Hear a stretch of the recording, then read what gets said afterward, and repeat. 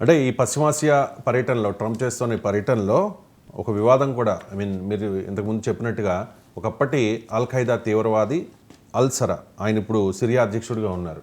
ఆయనతో మీట్ అయ్యారు. అమెరికా కూడా ఉగ్రవాద బాధిత దేశం కదా. వరల్డ్ ట్రేడ్ సెంటర్ మీద దాడి చూసాం అప్పట్లో. మరి అది ఉగ్రవాదులు చేసిందే కదా.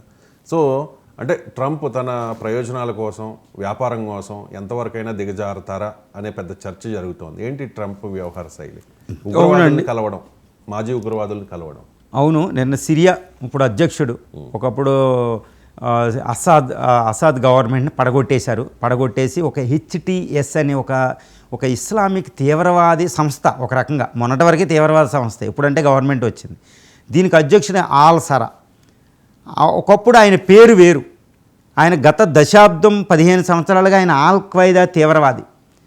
ఆయన నెత్తి మీద $10 మిలియన్ కూడా బౌంటీ పెట్టింది ఆయన పట్టిస్తే అమెరికా. ఇప్పుడు అదే తీవ్రవాది ఆల్-సరా అని పేరు మార్చుకుని సిరియా అధ్యక్షుడిగా అవతరించి అక్కడున్న గవర్నమెంట్ పడేసి ప్రజాప్రభుత్వాన్ని పడగొట్టేసి సిరియా అధ్యక్షుడు అవుతే ఆయన వెంటనే ట్రంప్ గారు మీట్ అయ్యారు. ఇప్పుడు వరకే $10 మిలియన్ ఆయన నెత్తి మీద పెట్టారు. ఇప్పుడు వరకే తీవ్రవాద సంస్థలు, అది కూడా అల్ ఖైదా, చాలా ప్రమాదకరమైన సంస్థ. ఎన్ని వందల మందిని చంపేసింది, క్రూరాతి క్రూరంగా చంపేసిన ఆల్ నస్రా అనే తీవ్రవాద సంస్థకు అధ్యక్షుడు ఆయన, ఇప్పుడు ఆల్-సరా అని చెప్పుకుని ఆయన.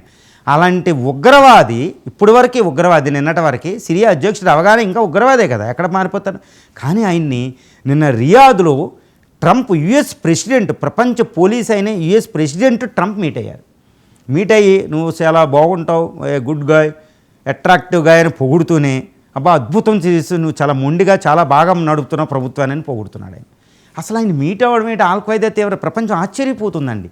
ఎందుకు అంటే ఈరోజు సిరియాలో ఎవరు ఉన్నారో అయినా ఆయనకు అనవసరం, తీవ్రవాది అయినా ఎవరికైనా అనవసరం. బిన్ లాడెన్ కూడా పెంచి పోషించిన దేశం అమెరికా, తర్వాత ఆయన్నే సంహరించిన దేశం.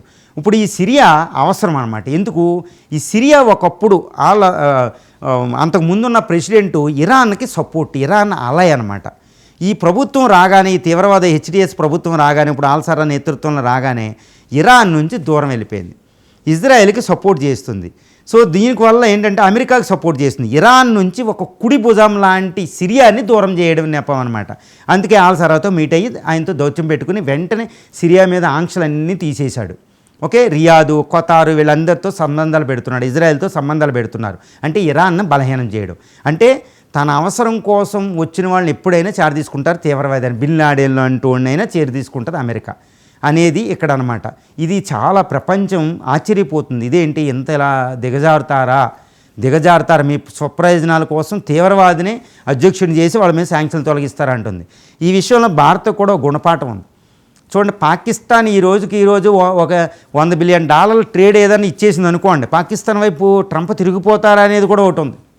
సో ఇదేనమాట ఆయన వ్యాపారం, ఆయన వ్యూహం, స్వార్థ ప్రయోజనం. అందుకనే భారతదేశం లాంటి దేశాలు మోడీతో ఈయన ట్రంప్ గారితో వ్యవహరించేటప్పుడు మన మోడీ గారు చాలా జాగ్రత్తతో వ్యవహరిస్తారు.